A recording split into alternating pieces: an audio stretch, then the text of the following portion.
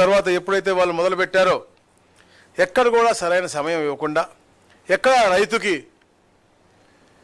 తెలియపరచకుండా, తప్పులు తడకతో, అలాగే ముఖ్యంగా ల్యాండ్ టైటిలింగ్ యాక్ట్ అని చెప్పేసి ప్రజల హక్కుని, భూ హక్కుని హరించే విధంగా ఈ ల్యాండ్ టైటిలింగ్ యాక్ట్ తెచ్చారు. మేము ఎప్పుడు కూడా చెప్పాము. వాళ్ళు చెప్పారు మే 13న ఓటింగ్ ఉంటే 10వ తారీఖు కూడా ఈనాడులో, జ్యోతిలో, TV5లో ఇలా వేశారు అనేది. డెఫినెట్గా ఎస్, ఎందుకంటే ఒక ఎమోషనల్ అటాచ్మెంట్ ఉంటుంది ప్రజలందరికీ కూడా. భూములు అంటే మనం భూమిలో జన్మిస్తాం, భూమిలోని కలిసిపోతాం. తల్లి కంటే కూడా, అంటే తల్లి ఎంతనో భూమి అంత ప్రేమగా మనం చూసుకుంటాం. అలాంటి భూమిని హరించే విధంగా ఈ ల్యాండ్ టైటిలింగ్ యాక్ట్ తెచ్చి ఎవరో ప్రైవేటు వ్యక్తులు, అంటే మనం జడ్జిల దగ్గర కూడా పోకుండా ఉండే విధంగా, ఒక ప్రైవేట్ వ్యక్తి దగ్గరికి వెళ్ళి మనం డిస్ప్యూట్ చెప్పుకునే విధంగా ఒక రాక్షస టైటిలింగ్ యాక్ట్ అది అసలు. అంటే వాళ్ళు ఎట్లయితే సైకో ఉంటారో అలాంటి రాక్షస తెచ్చినటువంటి యాక్ట్ తెచ్చినటువంటి పరిస్థితి. దాంట్లో ముఖ్యంగా మనం చూస్తే TRO అనేది ఎవరైనా పెట్టుకోవచ్చు.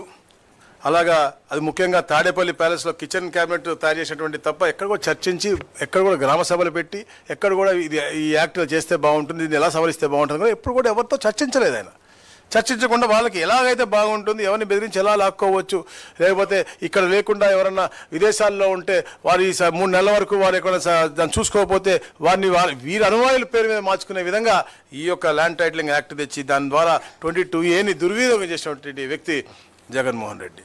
ఈ రోజున కూటమి ప్రభుత్వం వచ్చిన తర్వాత ఈ సమస్యలన్నీ తప్పకుండా పరిష్కరిస్తామని చెప్పేసి 18 నెలల్లో మేము ప్రతి నెల కూడా దీని మీద స్పెషల్ ఒక ప్రోగ్రామ్ చార్ట్ పెట్టుకుని మేము చేస్తా ఉన్నాం. 2024 డిసెంబర్లో మేము గ్రామ సభలు పెట్టాం. ఎందుకంటే మేము గ్రహించాం అత్యధికంగా మాకు ఈ రెవెన్యూ సమస్యలే ఎక్కువ వస్తూ ఉన్నాయి కాబట్టి వీటిని తప్పకుండా పరిష్కరించి ఆ ఎమోషన్ అటాచ్మెంట్ ఏదో ఉందో దాన్ని ఇంకా అంటే వారికి హక్కు కల్పించాలి ఎమోషనల్ అటాచ్మెంట్తో పాటు అని చెప్పేసి లక్ష్యంతో మేము పెట్టాం. దాదాపుగా మాకు అప్పుడు 2,70,000 కేవలం ఈ రీసర్వే సమస్యలే వచ్చినాయి. మాకు అవన్నీ కూడా రీఅడ్రస్ చేశాం. 6,688 గ్రామాల్లో ఏదైతే వాళ్ళు సర్వే చేసి మేము బాగా చేసి పాస్బుక్ ఇచ్చామని చెప్పారో అన్ని తప్పులు తడగ్గా ఉన్నాయి.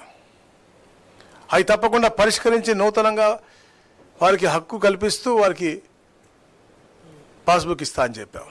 మళ్ళీ మేము రెవెన్యూ సదస్సులు పెట్టాం. ఏదో జాయింట్ LPMలు ఉన్నాయో అవన్నీ కూడా విడగొట్టి ఇచ్చేదానికి ఉన్న ఫీజు కూడా వేవ్ ఆఫ్ చేశాం. ఇవన్నీ ఎప్పటికప్పుడు చర్చించి గౌరవ ముఖ్యమంత్రి గారి దృష్టికి తీసుకెళ్లి ప్రజలకి ఎక్కడ కూడా ఆర్థిక భారం ఉండకూడదనే లక్ష్యంతో ఈ కార్యక్రమం చేశాం. ఈ రోజున పాస్బుక్లు కూడా మార్చి ఇస్తూ ఉంటే దాన్ని కూడా హేళనగా మాట్లాడాడు. అతను ఒక సైకో కాబట్టి సైకోతనంతో మాట్లాడుతూ ఏదో మాట్లాడతాడు. ఎందుకంటే నేను అందుకే పత్రికా సోదరుల సమూహం చూపించాలని అనుకుంటా ఉన్నాను. ఈ పాస్బుక్ని చూపించి పగడ్బందీగా మేము చేశాము, మేము QR కోడ్లు ఇచ్చాము అని చెప్పారు. QR కోడ్లు వాళ్ళు ఇచ్చి ప్రాపర్గా పాస్బుక్ ఇచ్చుంటే రైతులు ఇన్ని సమస్యలు తీసుకొచ్చే వాళ్ళు కాదే.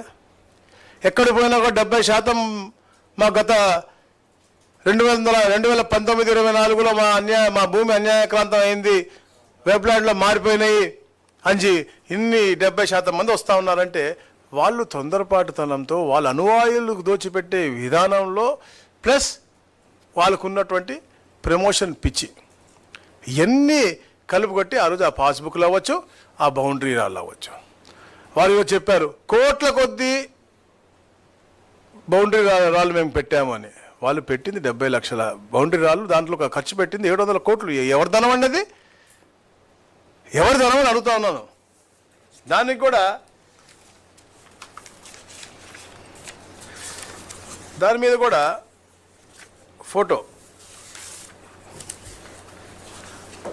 వారిది వేసుకున్నారు. ముఖ్యంగా చూస్తూ ఉంటే వారి పాస్బుక్ పొద్దున్న వారు చూపించారు ఆ పాస్బుక్ ఈ పాస్బుక్ తేడా అని. పైన పాస్బుక్ కవర్ చూపించలేదు, చాలా తెలివైన వాడు కదా, పైన కవర్ చూపించలేదు చూపించేటప్పుడు. లోపల తెరిచి అప్పుడు QR కోడ్ ఉంది, ఇప్పుడు QR కోడ్ ఉంది అని.